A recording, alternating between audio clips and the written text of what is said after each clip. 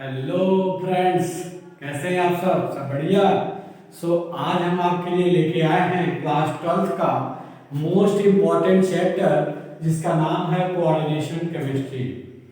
Coordination chemistry से इसके पहले जो सीबीएसई बोर्ड एग्जाम में आपके 2 से 3 मार्क्स मैक्सिमम आते थे, बट इस बार इस चैप्टर का वेटेज बढ़ गया है। इस चैप्टर का वेटेज हो गया है 7 मार्क्स। इट मींस ये चैप्टर आपका कितना कंटेन करने वाला है, 7 मार्क्स आपको देके जाएगा।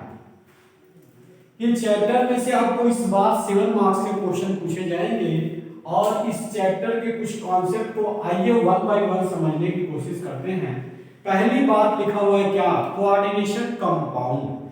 पहला क्वेश्चन यही आया होता है, what do you mean by coordination compound. Coordination compounds are those compounds which are shared electron pair to the central metal atom and form a complex that is called coordination। क्या कहलाता है, coordination. नहीं समझ में आएगा, आइए हम समझाते हैं। ये आपका मेटल है, मेटल के पास हमने कह दिया इम्पटी ऑर्बिटल है। क्या है, इम्पटी ऑर्बिटल्स हैं और ये लिगेंड अपना 2 इलेक्ट्रॉन लेके आए। अभी हम आपको समझाएंगे 1 बाय 1 की ये क्या होते हैं लिगेंड्स।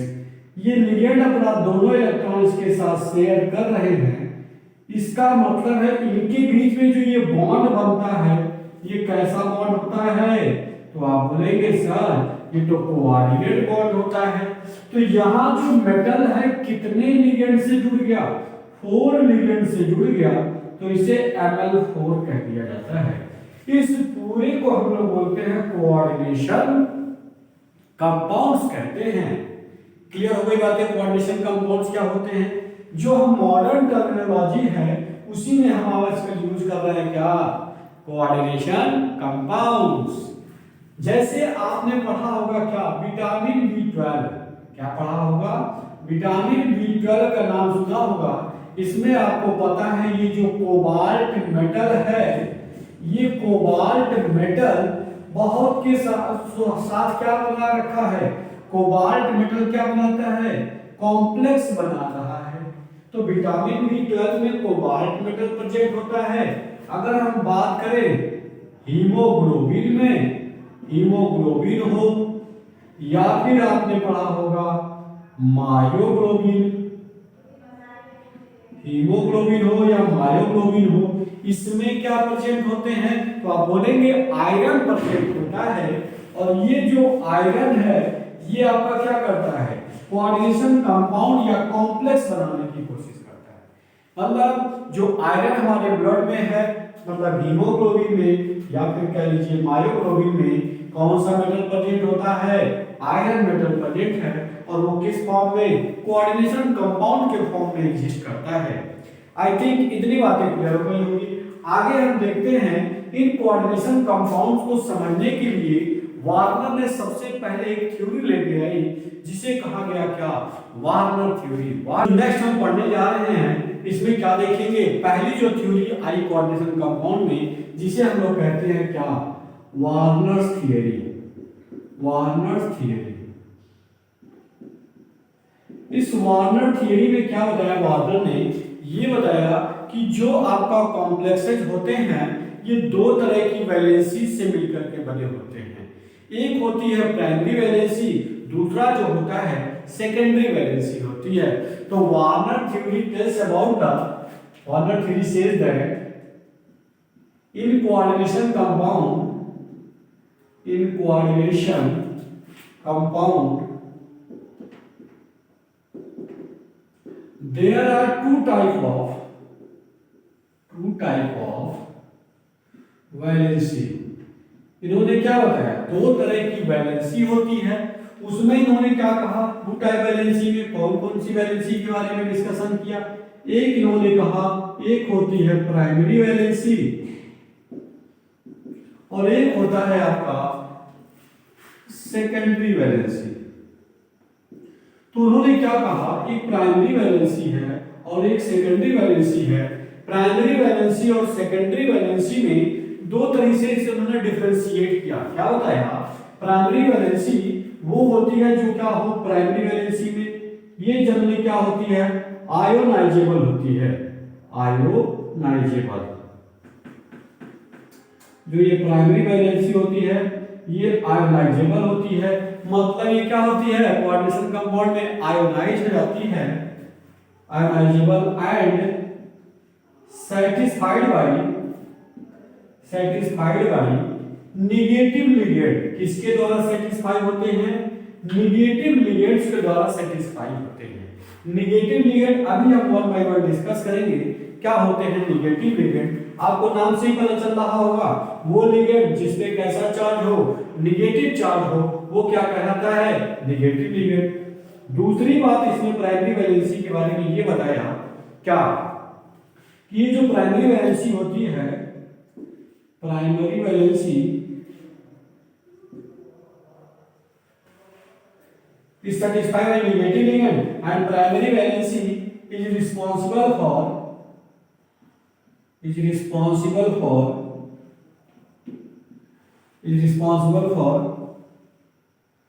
oxidation state कह लीजिए या नंबर।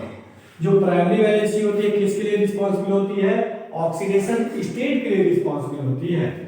आते हैं इसी में थोड़ा सा सेकेंडरी वैलेंसी को समझने की कोशिश करते हैं। प्राइमरी वैलेंसी में क्या समझा आपने, आयोनाइजेबल होते हैं, आयोनाइज हो जाते हैं, और ये सेटिस्फाई किसके द्वारा होते हैं, निगेटिव लिगेंड के द्वारा। और जो प्राइमरी वैलेंसी है ये किसके लिए रिस्पॉन्सिबल होती है, ऑक्सीडेशन स्टेट के लिए रिस्पॉन्सिबल होती है। इसमें देखते हैं दूसरी बात, तो यहाँ आयोनाइजेबल था तो सेकेंडरी वैलेंसी क्या होती है, सेकेंडरी वैलेंसी क्या होती है, secondary valency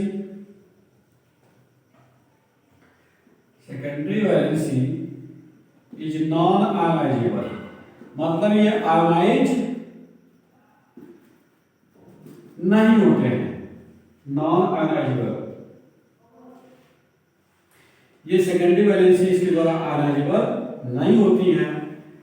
and satisfied bye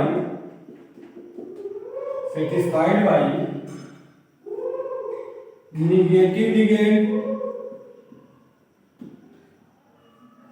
are neutral ligand. या तो ये निगेटिव लिगेंड से सेटिस्फाई होंगे या तो ये न्यूट्रल लिगेंड से सेटिस्फाई होंगे।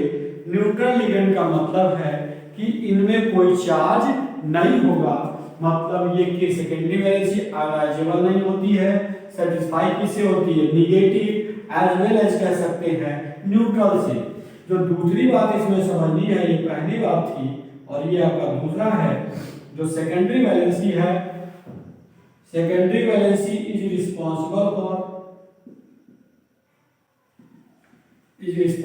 For coordination number. किसके लिए रिस्पॉन्सिबल होती है, कोऑर्डिनेशन नंबर। अब आपके मन में आ रहा होगा what do you mean by coordination number. Coordination number का मतलब ये होता है कि सेंट्रल मेटल एटम से जितने लिगेंड कोऑर्डिनेट बॉन्ड के थ्रू जुड़े होंगे वही उसका क्या कहलाता है, कोऑर्डिनेशन नंबर कहलाता है। तो आई थिंक ये दो बातें आपको प्राइमरी वैलेंसी और सेकेंडरी वैलेंसी में समझ में आ गया होगा। आइए इसके बाद चलते हैं, कुछ एग्जांपल्स के थ्रू समझने की कोशिश करते हैं कि प्राइमरी वैलेंसी कितनी है, सेकेंडरी वैलेंसी कितनी है, ये बातें समझने की कोशिश। तो अब इसी में एक एग्जांपल के थ्रू हम समझने की कोशिश करते हैं। वार्नर ने क्या किया, कोऑर्डिनेशन कंपाउंड्स लिया। जनरली वो कोऑर्डिनेशन कंपाउंड्स किसके थे, कोबाल्ट मेटल था, क्लोराइड था और अमोनिया। इन तीनों को लेकर के उन्होंने एक एक्सपेरिमेंट किया। क्या ऑब्जर्वेशन निकल के आया, वहीं से उन्होंने कहा कि इसमें प्राइमरी वैलेंसी कितनी है, सेकेंडरी वैलेंसी कितनी है। एक एग्जांपल से समझते हैं। उन्होंने कहा COCl3 6NH3 था, इसका रिएक्शन उन्होंने किससे कराया, इसका रिएक्शन जब आप उन्होंने Ag+ के साथ कराया, मतलब किसके साथ इनको डिजॉल्व किया, Ag+ के साथ, या कह सकते हैं सिल्वर नाइट्रेट के साथ डिजॉल्व किया, तो क्या पाया, देखा 3 मोल ऑफ क्या मिलते हैं, AgCl मिलता है। कितने मोल, 3 मोल मिलते हैं AgCl। दूसरा कंडीशन उन्होंने क्या किया, सेम इसी को लिया, CCl3 5NH3 मॉलिक्यूल ले लिया। तब उन्होंने देखा कि Ag+ से कराने के बाद उनको मिला 2 मोल, क्या मिल गया AgCl। तो यहां से वो डिफाइन हो रहा है। अभी देखेंगे कि इसमें कि 3 मोल मिलने का क्या मतलब है। 2 मोल मिल रहा है तो क्या है, एक और उन्होंने देखा Cl3 4NH3 Ag से उन्होंने फिर से सिल्वर नाइट्रेट से रिएक्शन कराया तो देखा कि उनको कितने मोल मिल रहे थे, 1 मोल AgCl प्रेसिपिटेट हो रहा था। एक और उन्होंने इसी में देखा COCl3, 2 तरीके से इसमें स्ट्रक्चर बनते हैं, एक होता है सिस और एक ट्रांस, अभी हम आगे समझेंगे। Ag+ गिव्स आउट, इसमें भी उनको कितना मिला, एक AgCl मिला। तो यहां से उन्होंने आइडिया निकाला कि इस पूरे कॉम्प्लेक्स में अगर हम बात करें तो प्राइमरी वैलेंसी कितनी है, तो आप बोलेंगे 3 मोल। अगर AgCl प्रेसिपिटेट हुआ तो कितनी वैलेंसी हुई प्राइमरी, 3। और टोटल कोऑर्डिनेशन नंबर, मतलब आप बात करें सेकेंडरी वैलेंसी की तो आप देखेंगे सेकेंडरी वैलेंसी इसमें कितनी हो जाएगी, 6। मतलब 6 की 6 अमोनिया इस कोबाल्ट के साथ क्या है, कोऑर्डिनेटेड है। क्या है, कोऑर्डिनेटेड है। जब दूसरी बार इसको देखा गया तो क्या मिला, इसमें प्राइमरी वैलेंसी इसमें जो आई, इसमें देखा मिला 2 और इसमें जो सेकेंडरी वैलेंसी थी वो 6 ही है। इसका मतलब है इस बार ये जो क्लोरीन है, 2 क्लोरीन तो यहां से प्रेसिपिटेट हो गया, लेकिन एक क्लोरीन अब कैसा बिहेव करने लगा, सेकेंडरी वैलेंसी की तरह, इसलिए वो प्रेसिपिटेट नहीं हुआ। इसमें आप देखेंगे तो इसमें भी कितना है, आप बोलेंगे 1 मोल और इसमें 6, यहां भी कितना है 1 और 6। तो ये उन्होंने जब इसके साथ रिएक्शन कराया, इन कोबाल्ट कॉम्प्लेक्सेस का रिएक्शन किससे कराया, सिल्वर नाइट्रेट से, तो उन्होंने क्या ऑब्जर्वेशन निकाला कि ये 3 मोल एक बार इसमें प्रेसिपिटेट हो रहे थे, इसमें 2, इसमें 1, इसमें भी 1। तो उन्होंने यही से डिफाइन किया कौन सी प्राइमरी वैलेंसी है और कौन सी सेकेंडरी वैलेंसी है। आई होप आपको ये बातें समझ में आ गई होगी। नेक्स्ट हम लोग समझेंगे, यहाँ 2 तरह के साल्ट के बारे में डिस्कशन है, differentiate between double salt and complex salt. तो हम दूसरा जो देखने जा रहे हैं बहुत ही इंपॉर्टेंट है आपका, डिफरेंस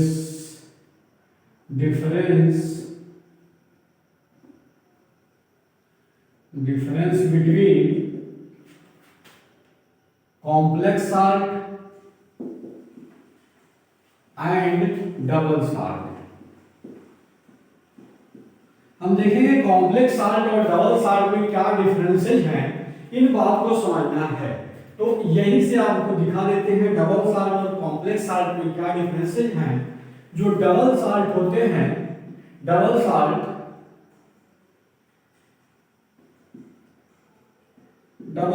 का completely ionised when dissolved in water।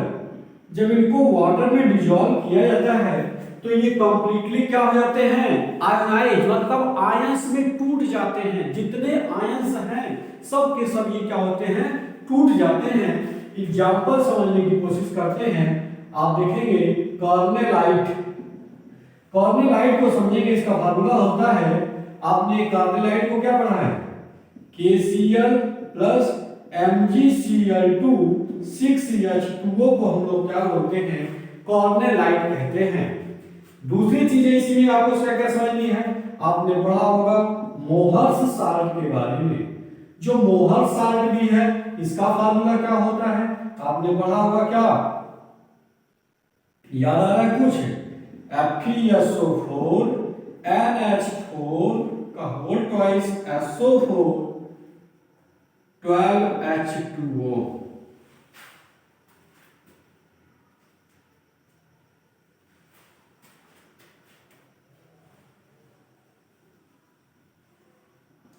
H2O 12 नहीं होता है, कितना होता है, 6H2O होता है।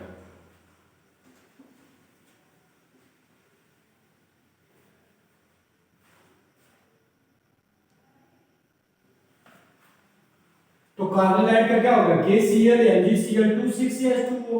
इसके बाद हम देखें मोहर साल्ट, तो इसका फार्मूला होता है FeSO4 NH4 का whole twice SO4 6H2O।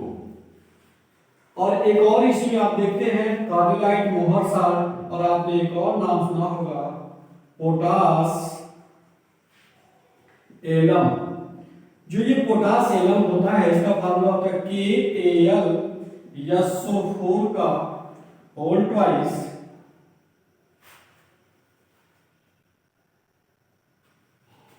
KAlSO4 का होल ट्वाइस 12H2O। इसी को हम बोलते हैं पोटासियम। अब यहां से डबल साल्ट को जैसे ही इन सबको वाटर में डिसॉल्व करेंगे तो ये टूट जाता है किसमें K प्लस Cl माइनस, यहां से ये Mg+2 2Cl माइनस, इन सब में ये क्या होता है कंप्लीटली आयनाइज जाता है। सिमिलरली इसमें भी ऐसे ही Fe2 plus SO4 2 minus, ammonium ion plus sulphate ion plus, तो इस फॉर्म में ये क्या होता है टूट जाता है। Similarly K plus Al3 plus SO4 2 minus, इस फॉर्म में ये कंप्लीटली क्या हो जाते हैं आयोनाइज हो जाते हैं, तो उनको हम लोग क्या बोलते हैं डबल साल्ट कहते हैं। अब आते हैं कॉम्प्लेक्स साल्ट में, तो कॉम्प्लेक्स साल्ट क्या होते हैं, तो बोलेंगे complex salt does not ionise when dissolve in water. जब इनको वाटर में डिसॉल्व किया जाता है तो ये कंप्लीट आयोनाइज नहीं होते हैं। एक एग्जांपल से समझने की कोशिश करते हैं। अगर हमने कह दिया FeCl6 लिखा हुआ है, बोलिए FeCl6 लिखा हुआ है, हमने कह दिया यहाँ पे क्या है K4 है। जब आप इसको वाटर में क्या करेंगे डिसॉल्व करेंगे तो आपको क्या मिलेगा, यहां से मिल जाएगा 4K प्लस और प्लस FeCl6 मिल जाएगा और इस पे हो जाएगा -4 4। तो मतलब ये जो पूरा का पूरा कॉम्प्लेक्स है, क्या ये Fe+3+2 और Cl माइनस में आप कहेंगे कि ये आयोनाइज्ड नहीं होते हैं, ये आयोनाइज्ड नहीं होते हैं, जिससे आप बोलेंगे ये क्या होते हैं कॉम्प्लेक्स साल्ट हैं। तो ये दो डिफरेंसेस समझ गए आपको। Complex salt does not ionise in water molecule, जब इनको वाटर में डिसॉल्व करते हैं तो ये अपने आयंस में डिसोसिएट नहीं होते हैं। बट अगर डबल साल्ट को हम वाटर में डिसॉल्व करते हैं तो ये कंप्लीटली क्या हो जाते हैं आयनाइज हो जाते हैं। आपको एग्जांपल के थ्रू हमने समझा दिया, क्लियर है। अगर एक एग्जांपल इसी में और ले लें, हमने कह दिया COCl2NH3 प्लस, इसको हम क्या कर रहे हैं डिसॉल्व कर रहे हैं किसमें वाटर में, तो आप देखेंगे नॉट आयोनाइज्ड, मतलब ये आयंस में टूटते ही नहीं, नॉट आयोनाइज होते हैं। तो ऐसे साल्ट को हम क्या बोलते हैं कॉम्प्लेक्स साल्ट कहते हैं। आई थिंक ये बात आपको क्लियर हो गई होगी। नेक्स्ट चलते हैं, कुछ इंटिटीज को समझते हैं। कोऑर्डिनेशन इंटिटीज में क्या आपको कुछ कोऑर्डिनेशन कंपाउंड्स में कुछ बेसिक बातें समझनी है, जैसे लिगेंड्स क्या होते हैं, कोऑर्डिनेशन स्फीयर क्या होता है, कोऑर्डिनेशन इंटिटीज क्या होती है, काउंटर आयंस क्या होते हैं, उन चीजों को हम समझेंगे। आपको एक ही कॉन्सेप्ट में सब कुछ यहाँ समझाने की कोशिश करेंगे। आइए देखते हैं, आइए एक एग्जांपल के थ्रू आपको कंप्लीट समझाने की कोशिश करते हैं कि कोऑर्डिनेशन स्फीयर क्या होते हैं, काउंटर आयन क्या होते हैं, लिगेंड्स क्या होते हैं, उसके बाद सेंट्रल मेटल एटम क्या होता है। इन सब चीजों को हम समझने की कोशिश करते हैं। एक एग्जांपल लेते हैं, हमने कह दिया एक कोई मेटल ले लिया, इसके साथ लिगेंड हमने जोड़ दिया 6 टाइप, यहां पे कोई X है, यहां पे कोई Y है, आपको इस तरह का कोई चीज लिखा हुआ है, तो समझिएगा ये कहलाता है आपका क्या स्क्वायर ब्रैकेट। क्या कहलाता है, इसको हम लोग बोलते हैं, आप पढ़े होंगे क्या कहते हैं इसको स्क्वायर ब्रैकेट कहते हैं। इस स्क्वायर ब्रैकेट को हम लोग बोलते हैं क्या, coordination sphere. Square bracket is known as क्या बोलते हैं, कोऑर्डिनेशन स्फीयर कहते हैं। The square bracket of the complex is known as coordination sphere. और इसमें जो आपका ये सेंट्रल एटम होता है, सेंट्रल एटम, अब आप कहेंगे सेंट्रल एटम क्या होता है, central atom are those atom which are directly attached with the ligand. किसके साथ जुड़ा हो, लिगेंड के साथ जुड़ा हो। तो सेंट्रल एटम हो गया, कौन सेंट्रल एटम, या तो वो हो सकता है आपका मेटल या फिर हो सकता है वो कोई आयंस हो। ये जो मेटल के साथ कोऑर्डिनेट होता है तो क्या बोलेंगे, those molecule which directly attach with metal, क्या बोलेंगे, जो मेटल के साथ अटैच होता है वो क्या कहलाता है, लिगेंड कहलाता है। क्या कहलाता है, लिगेंड कहलाता है। Out of the coordination sphere, coordination sphere के पहले या फिर बाद में ये आपका क्या कहलाएगा, काउंटर आयन होगा। तो आप क्या बोलेंगे, काउंटर आयन को रिप्रेजेंट करना हो क्या बोलेंगे, those molecule or ion which are present out of the square bracket. Counter ion का मतलब क्या होगा, out of the square bracket. अगर स्क्वायर ब्रैकेट की क्या है, आउट है, ये भी आपका क्या है, काउंटर आयन, चाहे वो पहले हो या फिर चाहे वो बाद में हो, ये कहलाएगा काउंटर आयन। क्लियर है। अब हम बात करेंगे कोऑर्डिनेशन इंटिटीज की। किसकी बात करने जा रहे हैं, कोऑर्डिनेशन इंटिटीज की। जरा ध्यान से सुनिएगा इस बात को।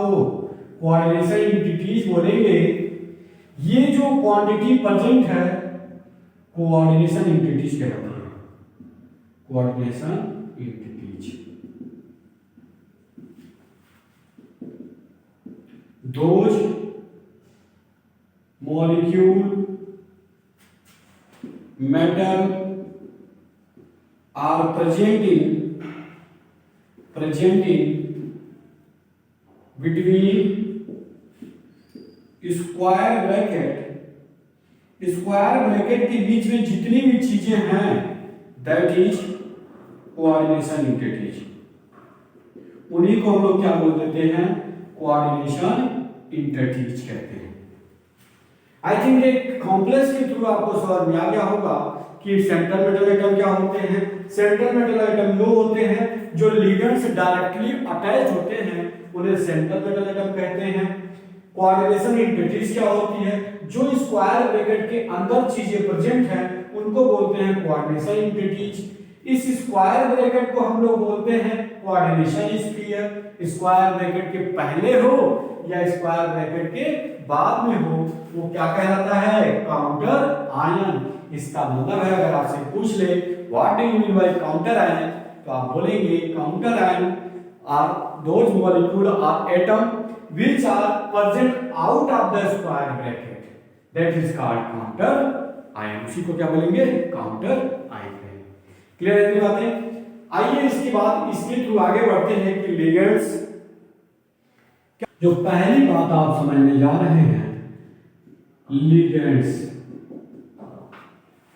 लिगेंड्स क्या होते हैं, those molecule or ion which have tendency to share a pair of electron to the central metal atom that are called ligand। क्या बोलेंगे, those molecule are ion which have lone pair of electron to share with the central metal atom that are called ligands। तो क्या बोलेंगे, those molecules are ions which have tendency to donate a pair of electron to central metal atom that is called ligands। इन्हीं को क्या बोलते हैं? ligands कहते हैं। क्लियर है? अब इस ligands में आपको क्या जानना है? ligands में आपको क्या समझना है कि ये मोनोडेंटेड लिगेंड क्या होते हैं, बाइडेंटेड लिगेंड क्या होते हैं, ट्राइडेंटेड, पेंटाडेंटेड, हेक्साडेंटेड, कुछ लिगेंड्स के बारे में समझने की कोशिश करते हैं। तो आप बोलेंगे लिगेंड्स में दो तरीके से समझने की कोशिश करते हैं लिगेंड्स को ही। आइए आपको समझाने की कोशिश करते हैं। इसके पहले जो डिस्कशन किया था, एक आपको याद रखना है नेगेटिव लिगेंड्स, और दूसरा जो आपको याद रखना है न्यूट्रल लिगेंड्स। लिगेंड्स में आपको दो तरीके से याद रखना है, एक न्यूट्रल होते हैं और एक निगेटिव लिगेंड्स होते हैं। आइए एग्जांपल के थ्रू बता देते हैं। निगेटिव लिगेंड में किसको याद रखिएगा? Cl माइनस, देख के ही पता चल रहा होगा। इसके बाद C2O4 2 माइनस, इसको हम लोग बोलते हैं ऑक्सीलेट। उसके बाद क्लोराइड हो सकता है, ब्रोमाइड हो सकता है, ये सब क्या है? या फिर आपको SO4 2 माइनस हो सकता है। ये सब कैसे लिगेंड हैं? निगेटिव लिगेंड, देख के ही पता चल रहा होगा इस पे कैसा चार्ज है, निगेटिव चार्ज है। आ जाइए न्यूट्रल लिगेंड में, तो न्यूट्रल लिगेंड में याद रखिएगा NH3 होता है, वाटर होगा, कार्बोनाइल ग्रुप होगा। इसके बाद आपको याद रखना है CH2 CH2 NH2 NH2, इसको हम लोग बोलते हैं इथाइलिन डाइएमीन है। ये आपका क्या है? इथाइलिन डाइएमीन है। और इसी में आप देखेंगे PPS3 है। PPS3 भी कैसा है? न्यूट्रल लिगेंड है। कैसा है? न्यूट्रल। इसको हम लोग बोलते हैं ट्राइफिनाइल फॉस्फाइन। क्या बोलते हैं? ट्राइफिनाइल फॉस्फाइन कहते हैं। तो ये भी क्या है? आपका न्यूट्रल लिगेंड है। NH3 हो गया, H2 हो गया, CO इथाइलिन डाइएमीन हो गया। ये सब लिगेंड कैसे हैं? न्यूट्रल लिगेंड्स होते हैं। क्लियर है की बातें? अब आइए लिगेंड्स को समझते हैं कि मोनोडेंटेड क्या होंगे, बाइडेंटेड क्या होंगे, पॉलीडेंटेड लिगेंड्स क्या होंगे। आइए वन बाय वन समझने की कोशिश करते हैं।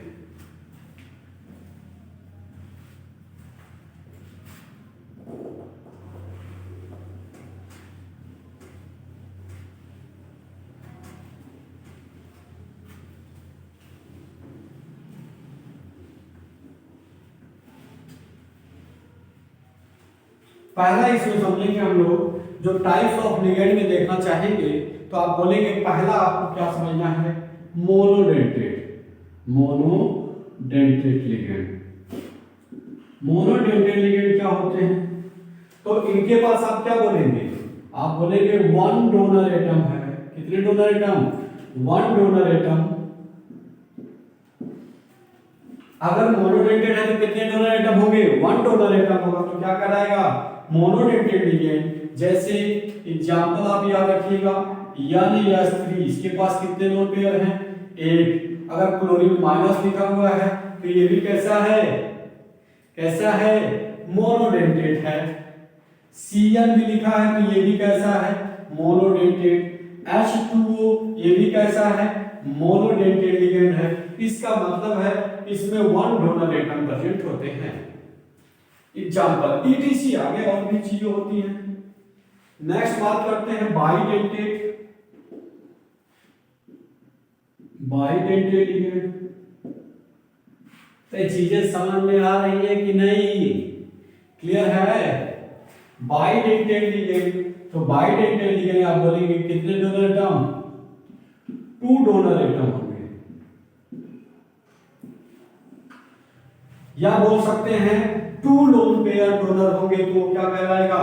बाइडेंटेड। एग्जांपल में याद रखिएगा C2O4 2 माइनस कैसा है? बाइडेंटेड है। इसको हम लोग बोलते हैं ऑक्जेलेट। क्या बोलते हैं? ऑक्जेलेट। इसके बाद आपको लिखा मिल जाए CH2 CH2 NH2 NH2, तो ये भी आपका क्या है? Ethylene diamine. ये भी आपका क्या है? बाइडेंटेड लिगेंड है। शॉर्ट फॉर्म में इसे कहते हैं EN और ऑक्जेलेट को बोलते हैं OX। शॉर्ट एब्रिविएशन क्या है? OX और इसका क्या है? EN है।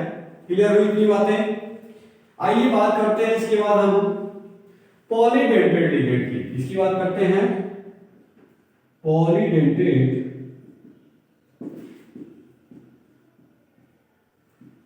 ये जो पॉलीडेंटेड लिगेंड होते हैं, पॉलीडेंटेड का मतलब है आप बोलेंगे more than 2 donor atom present है। अगर 2 डोनर एटम से ज्यादा प्रेजेंट होते हैं तो उन्हें क्या बोलते हैं हम लोग? पॉलीडेंटेड लिगेंड कहते हैं। पॉलीडेंटेड में आप याद रखिएगा जो मोस्ट इंपॉर्टेंट है जिसका नाम है EDTA-4। तो इसमें एग्जांपल आप समझेंगे EDTA का जो स्ट्रक्चर होता है कुछ इस तरह से देखने को मिलेगा आपको। CH2 यहां भी क्या है? CH2 COO-, इससे भी क्या जुड़ा हुआ है? CH2 COO-, यहां भी क्या जुड़ा हुआ है? CH2 COO-। ये तो आप बोलेंगे इसके पास कितने डोनर एटम है? जरा देखिएगा, यहां पे तो हो गया आपका क्या? 2 नाइट्रोजन है तो एक ही डोनेट कर सकता है, 2 3 4 5 और ये 6। तो आप क्या बोलेंगे इसको? ये कौन सा डेंटेड लिगेंड हो गया? हेक्सा डेंटेड लिगेंड हो गया। ये तो 6 डोनर एटम अपने पास रख रहा है। कौन? EDTA। क्लियर हो गई बातें? आइए नेक्स्ट आगे बढ़ते हैं। एक और समझना है जिसका नाम है एम्बीडेंटेड लिगेंड। क्या समझेंगे? एम्बीडेंटेड ligand.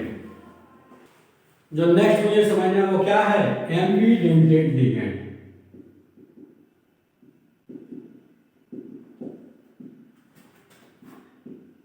Ambidentate ligand. Ambidentate ligand are also a monodentate ligand, but it have 2 donor site. तो क्या बोलेंगे? Ambidentate ligands are monodentate ligands, but it have 2 donor sites. 2 donor sites, but once a time only one can donate the electron pair, that is called ambidentate ligand. ऐसे ligand को हम लोग क्या बोल देते हैं? एम्बीडेंटेड लिगेंड कहते हैं। एग्जांपल यहां समझिएगा, NO2-। इसको आप समझेंगे कैसे कि नाइट्रोजन अगर हमने ऐसे लिख दिया है ऑक्सीजन के साथ तो नाइट्रोजन के पास लोन पेयर है। अगर ये मेटल के साथ जुड़ता है तो आप बोलते हैं इसमें क्या? नाइट्राइटोयन कहते हैं। क्या बोलते हैं? नाइट्राइटोयन बोलते हैं। जब ये मेटल के साथ नाइट्रोजन कोऑर्डिनेट बॉन्ड बनाता है तो आप बोलते हैं नाइट्राइटोयन। और अगर यहीं पे नाइट्रोजन की बजाय कौन जुड़ने लगता है? ऑक्सीजन मेटल से जुड़ जाता है तो इसे हम लोग बोलते हैं नाइट्राइटो ओ बोलते हैं। अगर आपका नाइट्रोजन, इसमें देखो कितने डोनर साइट्स हैं? 2। या तो ये ऑक्सीजन दे दे या फिर ये नाइट्रोजन दे दे, लेकिन एक बार में कौन देगा? एक ही, या तो नाइट्रोजन या तो ऑक्सीजन। अगर नाइट्रोजन दे रहा है तो नाइट्राइटोयन बोलते हैं, और अगर ऑक्सीजन दे रहा है तो नाइट्राइटो ओ बोलते हैं। दूसरा समझने की कोशिश करते हैं। आपका एक होता है SCN, एक होता है आपका SCN। अगर सल्फर आपका जुड़ा है किससे? मेटल से, तो इसे बोलते हैं थायोसाइनेट कहते हैं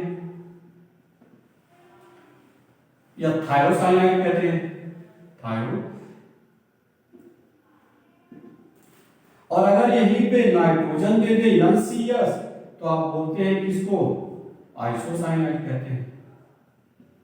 इसका मतलब है SCN हो या NCS हो, SCN या NCS, ये सब के सब कैसे हैं, एम्बीडेंटेड लिगेंड कहलाते हैं। तो दो ही आपको याद रखना है पूरे, और इस कोऑर्डिनेशन में आपको एक NO2 और एक याद रखना है या CN या NCS, ये कैसा बिहेव करते हैं, एम्बीडेंटेड की तरह बिहेव करते हैं। तो ये हो गया आपका क्या, लिगेंड्स के बारे में जो आपको जानना था आपके एग्जाम के पॉइंट ऑफ व्यू से, हमने लिगेंड्स के बारे में बता दिया क्या क्या होते हैं। आइए समझते हैं इन लिगेंड्स का arrangement. The arrangement of the ligands in space that are called coordination polyhedra. इसी को क्या बोलते हैं, कोऑर्डिनेशन पॉलीहेड्रा कहते हैं। पॉलीहेड्रा, कोऑर्डिनेशन पॉलीहेड्रा का मतलब क्या होता है, तो आप बोलेंगे the special arrangement of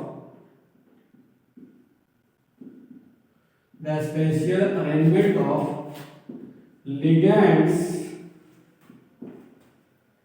the special element of ligands is called polyhedra. उसी को क्या बोलते हैं आप, पॉलीहेड्रा कहते हैं। जैसे कुछ एग्जांपल्स के थ्रू उसको समझने की कोशिश करते हैं। मान लीजिए आपका लिगेंड किस फॉर्म में जुड़ा हो, तो क्या बोलेंगे कोऑर्डिनेशन पॉलीहेड्रा को, the spatial element of ligands is called polyhedra कहलाता है। एग्जांपल समझते हैं, अगर आपका लिगेंड आपका ML6 टाइप का हो तो आप क्या देखेंगे, ML एक आप लिगेंड दिखा दीजिए, दो कहां, बिलो द प्लेन, और दो लिगेंड को कहां दिखा दीजिए, अबव द प्लेन, और दो कहां, इन द प्लेन। अगर आपने कह दिया कि ML5 टाइप का है तो आप इसको कैसे रिप्रेजेंट कर देंगे, एक तो आपका चला जाएगा बिलो द प्लेन और एक आपका हो जाएगा अबव द प्लेन, और तीन आपको ये जो लिगेंड मिलेंगे कहां मिलेंगे, प्लेन में मिलेंगे। तो ये आपका बन गया क्या, क्या बन गया, ML5 टाइप का है।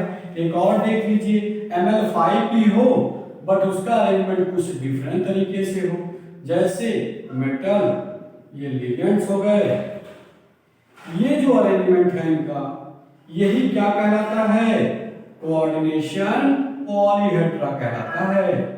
यही अरेंजमेंट इनका कोऑर्डिनेशन पॉलीहेड्रा।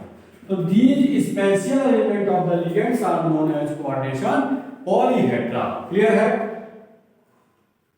सो नेक्स्ट वीडियो में, नेक्स्ट लेक्चर में हम डिस्कस करेंगे IUPAC, मतलब 2 नंबर इस टॉपिक से आपका कंफर्म हो जाएगा, IUPAC nomenclature of the coordination compounds.